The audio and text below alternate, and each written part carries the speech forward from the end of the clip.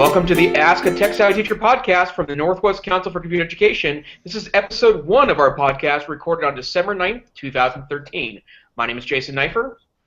And my name is Mike Agustinelli.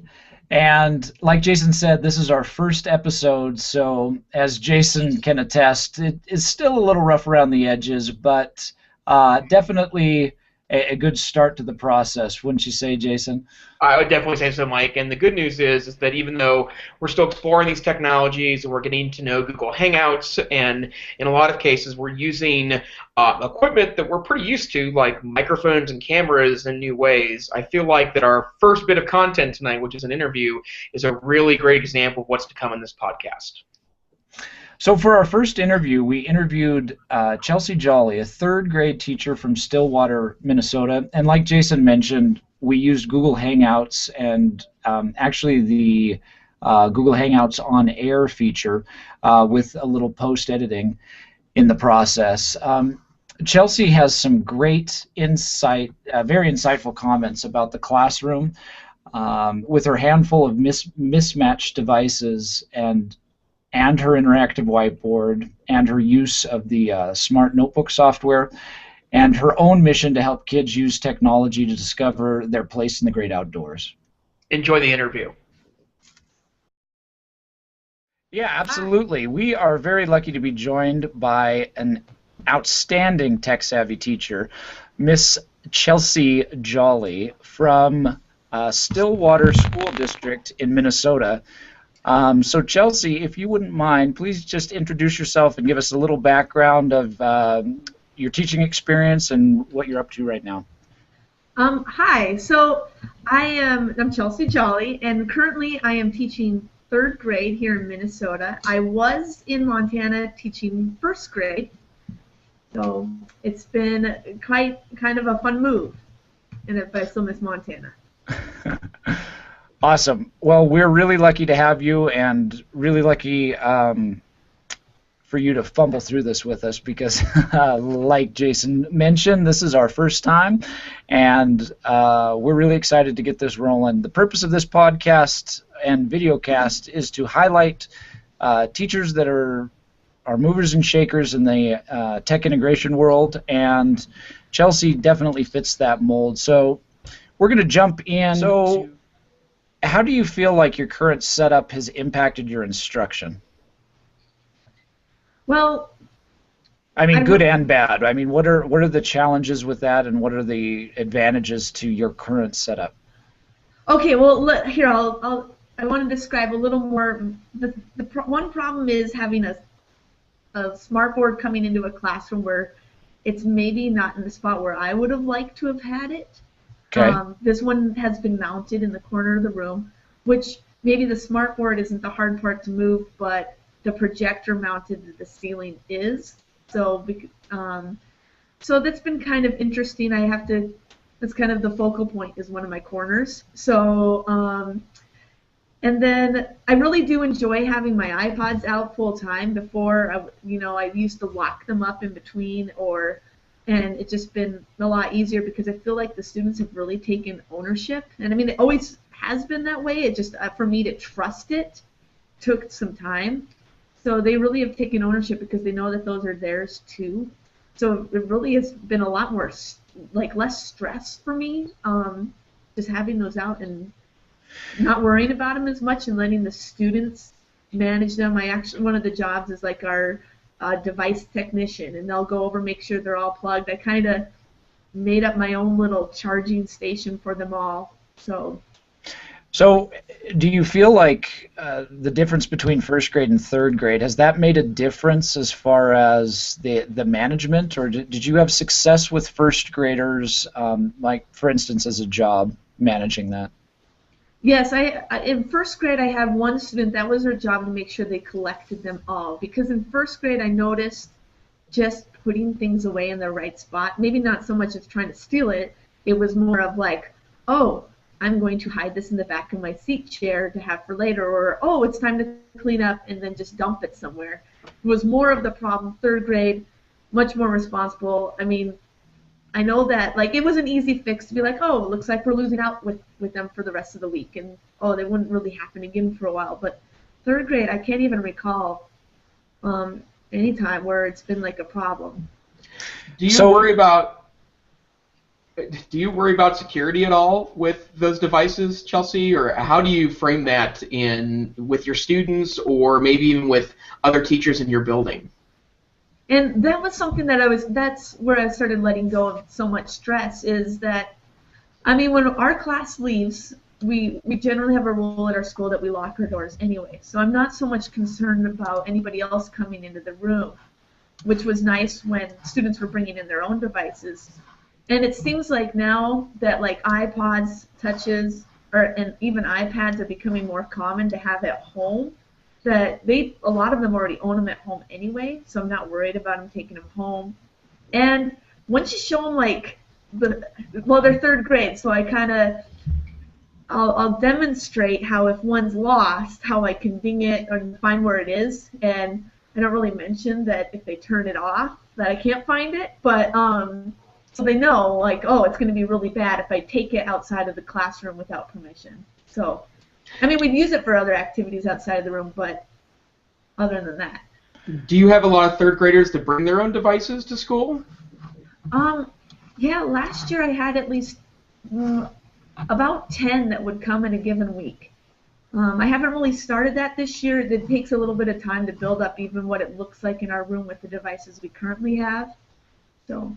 Is that mostly iPods or cell phones, or what do those devices look like? I was surprised. I thought most of them, when I first started this, I thought it would be iPod touches, but they turned out to be a lot of iPads, like the family iPad would come. Wow. So, Chelsie, I want to circle back to something you said that I think a lot of teachers deal with, and that's the idea of hardware that's attached physically within a room or within a space. In your ideal, and maybe you don't have the answer, but if in your ideal situation, what would you like to see for teachers that move rooms or teachers that come to new buildings? Because I think that's something that is really is an issue for many teachers. It would be awesome if somehow we could get to more of not having to rely on where the outlets are or where the video cord reaches to be able to somehow be wireless. And I know like maybe having an Apple TV might solve that in some places, but it doesn't work on our district, or just somehow having that wireless connection from your laptop to the Smartboard, even one of those, would make it a lot easier so it doesn't matter where you end up putting your laptop. So for our IT folks that are watching, I mean, maybe a suggestion would be, as the wireless technologies become more prevalent, even if it's a little more expensive in the short term, the long-term benefit for the teachers, it seems like, is really there. Yeah. Great. So right now, what would you say, I mean, you've touched on this a little bit, but your go-to technology tool for learning specifically. Now, this could be a combination of hardware or software or one or the other, but what's your kind of go-to tool right now? I probably for sure use SmartNotebook every day. So it's something I'm really familiar with. I make all my lessons in it. I know that my school is trying to, not just my school, but our district is more of a Promethean in that platform, but I'm not as familiar with it. So I've tried a little bit in there, but I feel like I can do so much more easier and faster with SmartNotebook. I've already built up such a collection that I'm sticking with it. Give me an example of something that you do really well in SmartNotebook that would be impossible without that software. Okay, do you mind? This is where I'd like to try to screen share. Please do. Great, please do. Okay, let's see. This. I'm entertained by this because I spent some time dogging on Smartboards earlier this week to my EdTech kids at UM. Well, and I think this is a great argument, Jason, because I mean, there's a pretty heavy dialogue going on right now about how the Smartboard or the interactive whiteboard is dead, and I think that the more we can see examples of it, of great integration, the more it makes sense as a technology still. Here, here. Yep. All right, my computer's running a little slower with the screen share, but hopefully, are you getting something up right now? No, it looks great. Okay.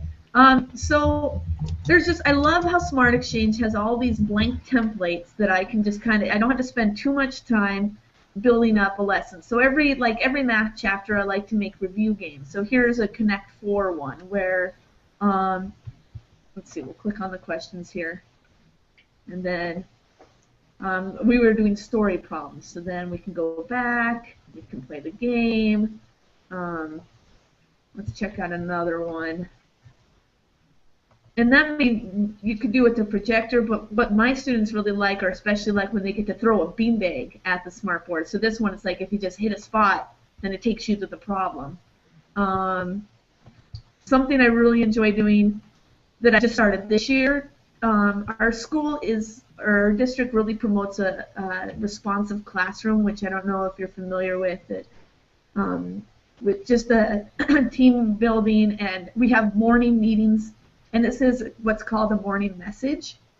So I started building my morning messages into my SmartNotebook, so I have this whole bank of them every year, and I really like to integrate it in with what we're learning at school. So it's kind of fun. They'll come in the morning, they'll read the morning message, which I was doing last year, and I would do it like on the board or on my, or just type it up, but it was kind of boring and they would hardly ever look at it. So I'm like, what can I do this year to really engage them? And so it's like pretty much every morning they have something where they come up to the smartboard and they're moving it around, like so.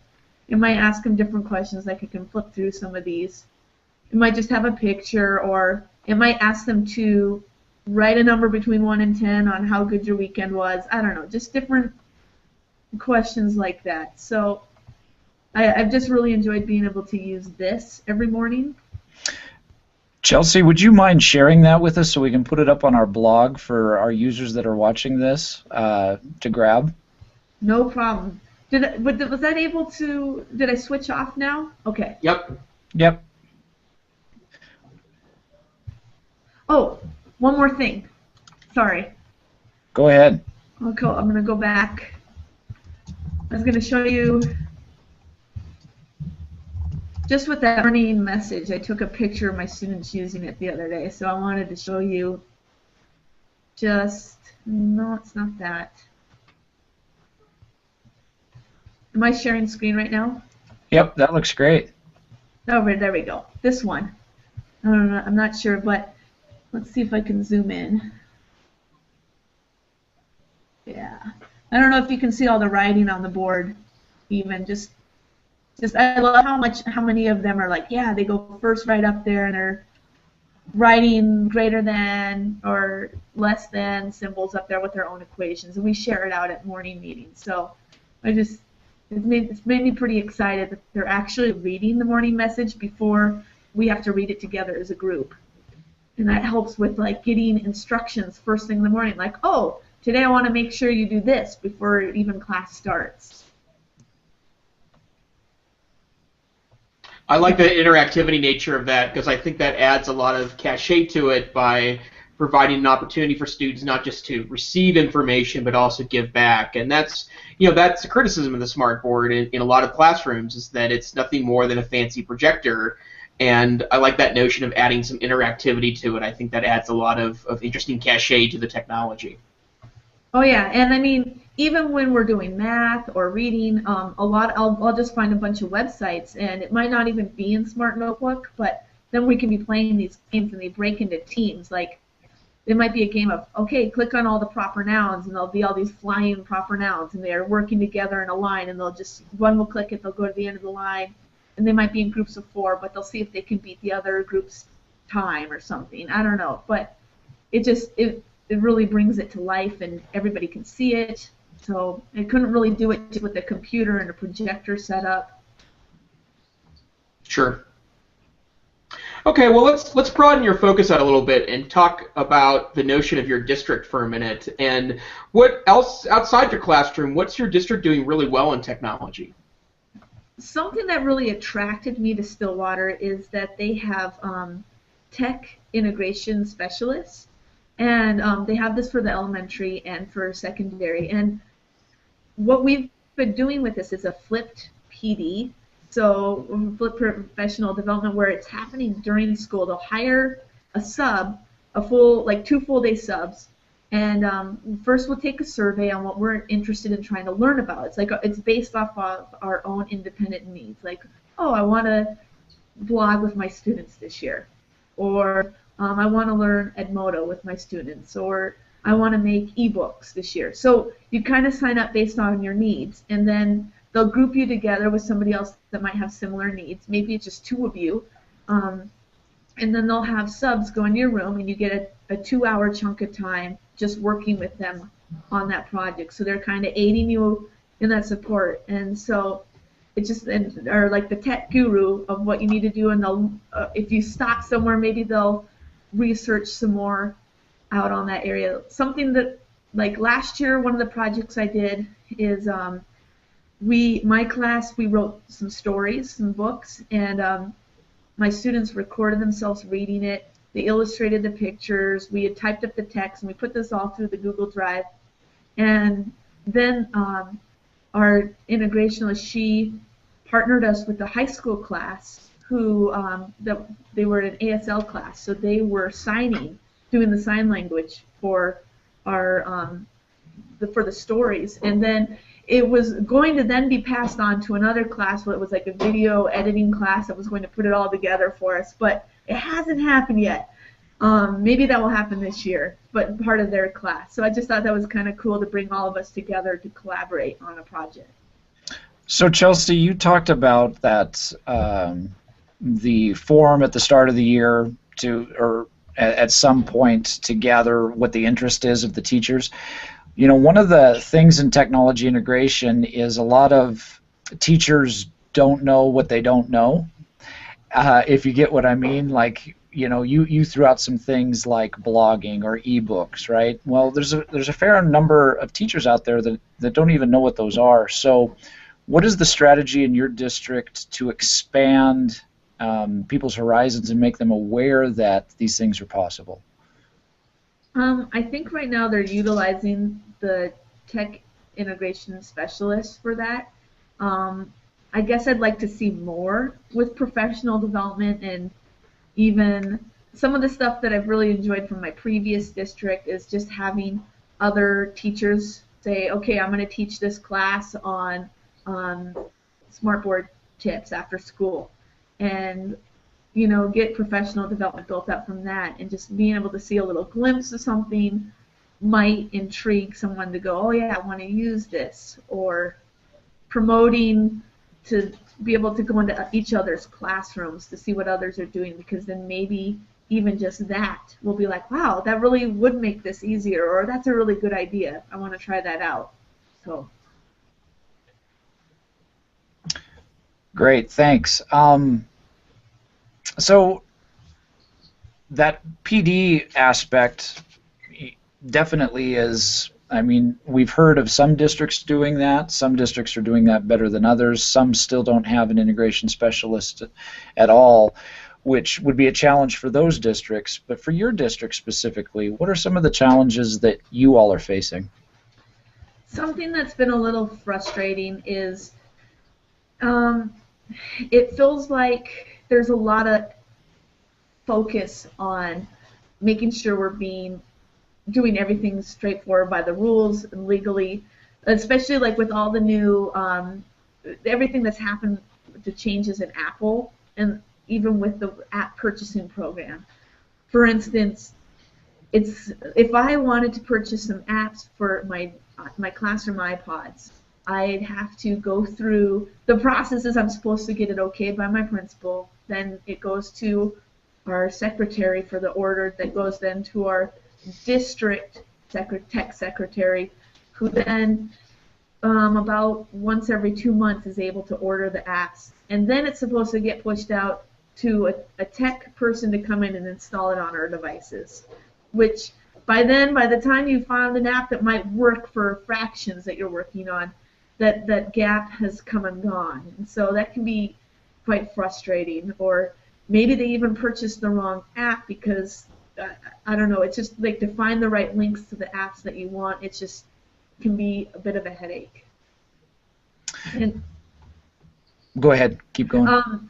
it, in a way, it almost feels like it smashes a little bit of our creativity to be able to venture out and try new things because there's a lot of barriers. And it's not necessarily our district's fault. It just might be other things standing in the way too.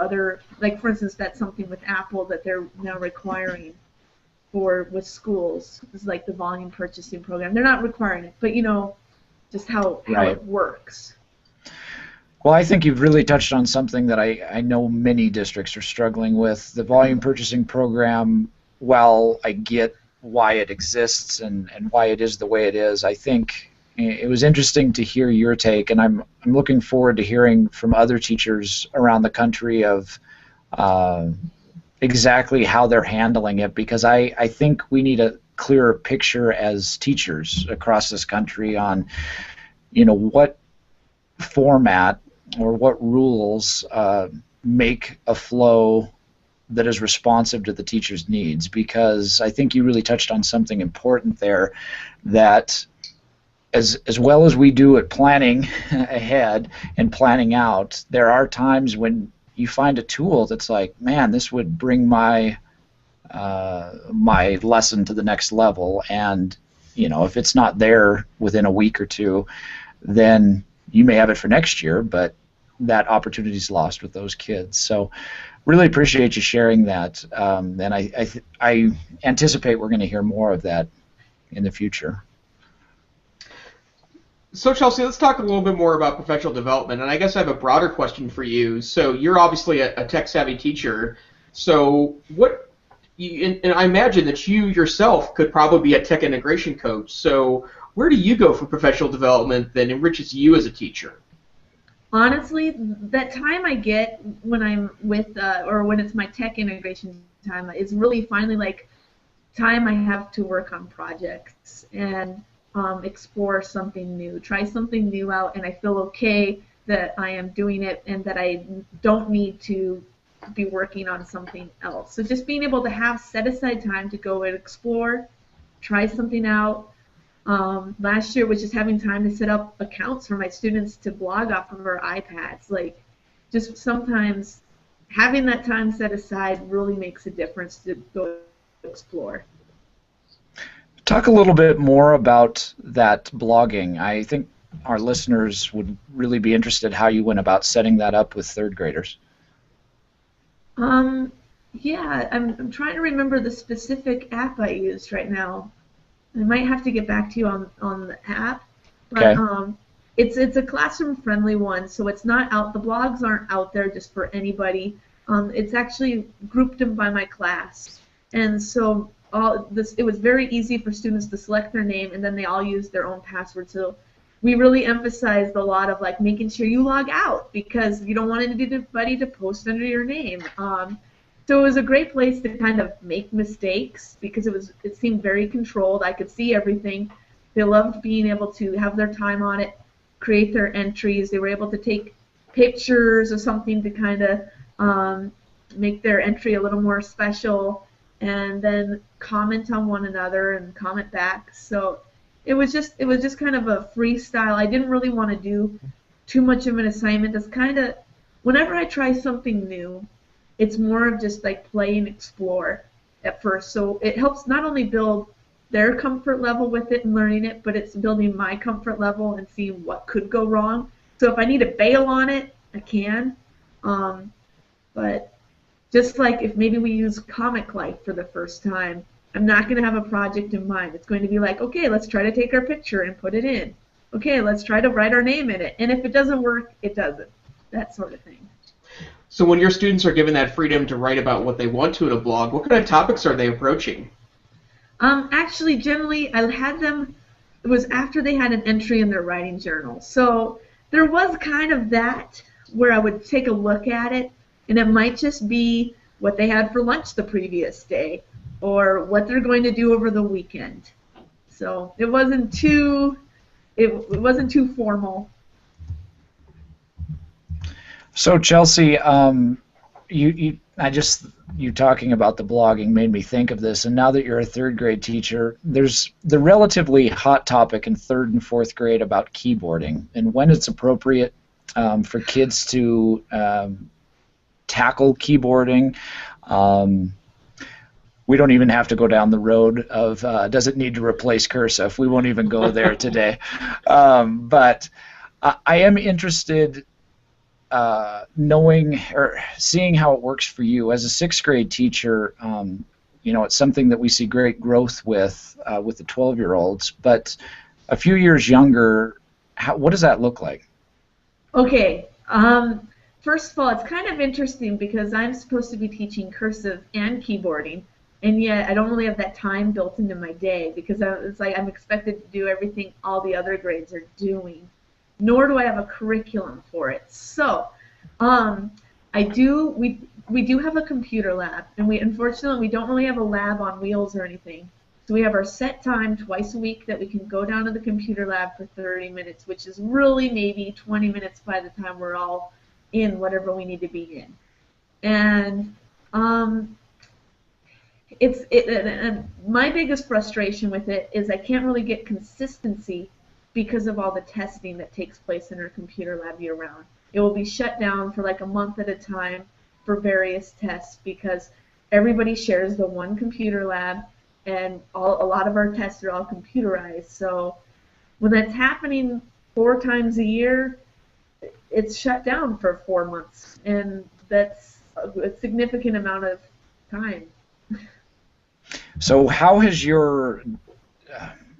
is your district trying to respond to the increasing challenge of all of these online digital tests to keep access open for the creativity piece?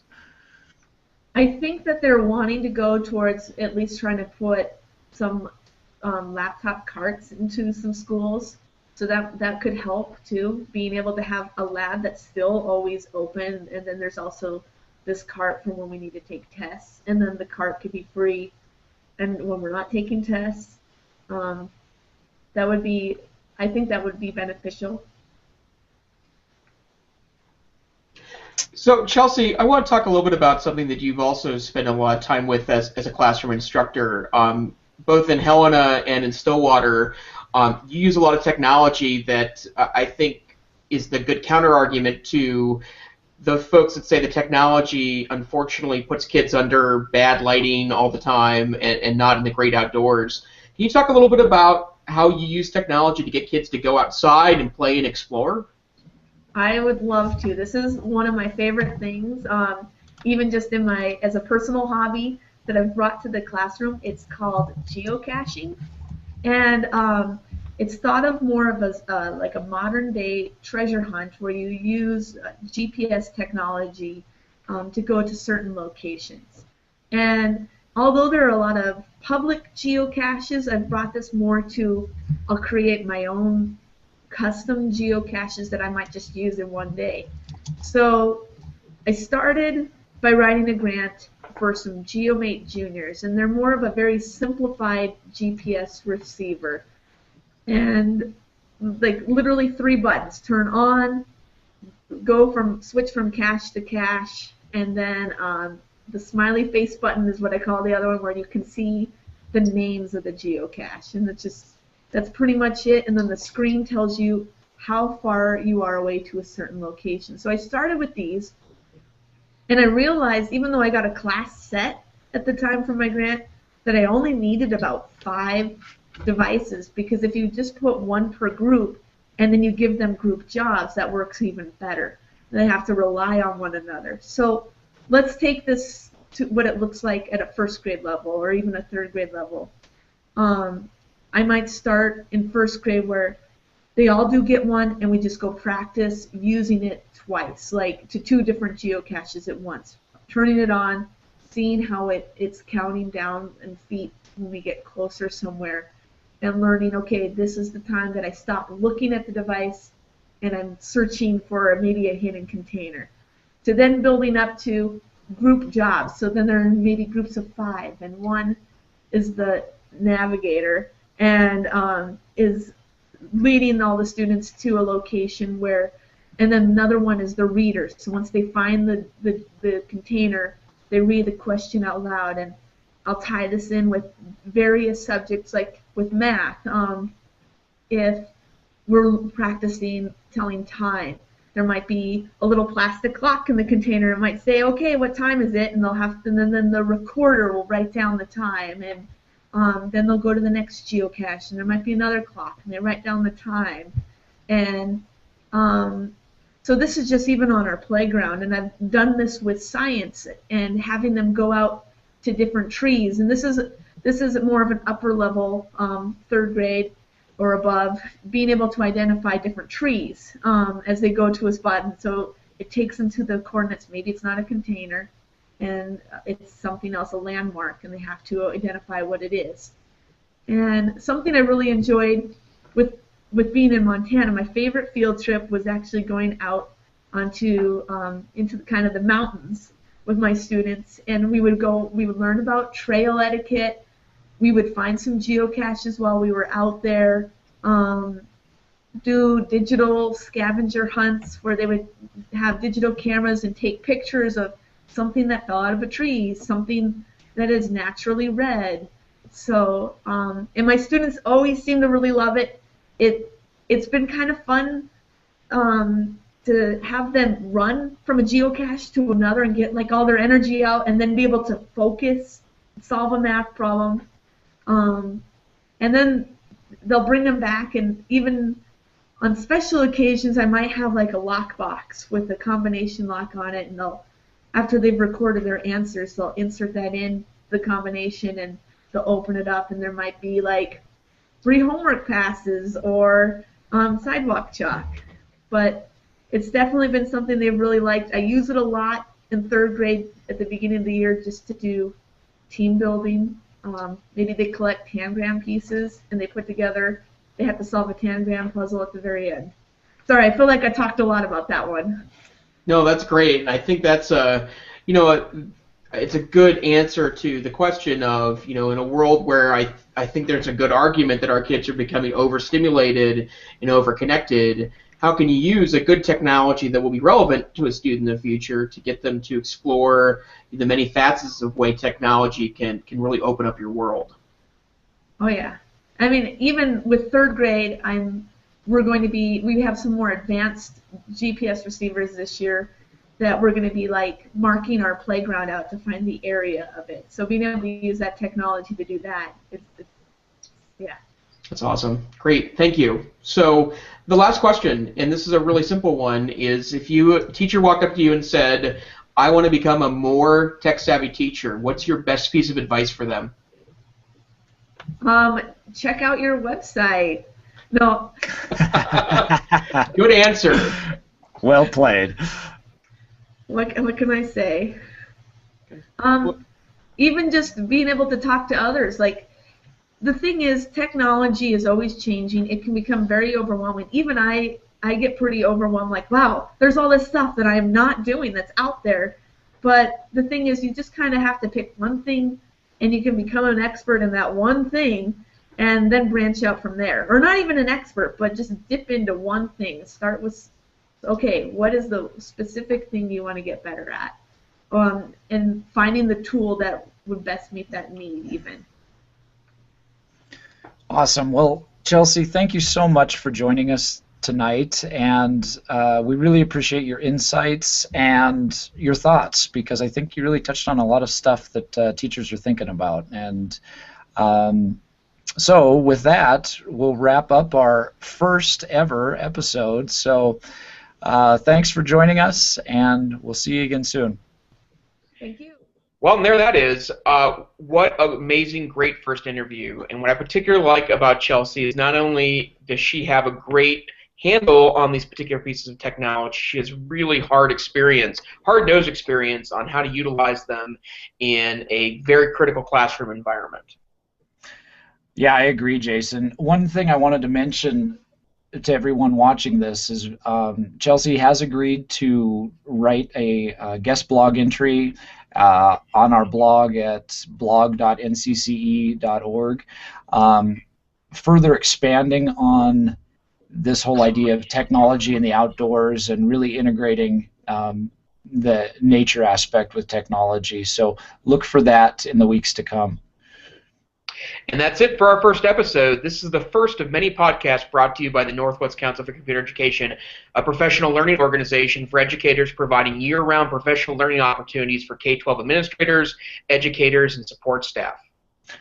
In the future, we look forward to bringing you interviews, commentary on technology news, informative how-to episodes, and answer your questions about technology integration in the K-12 classroom.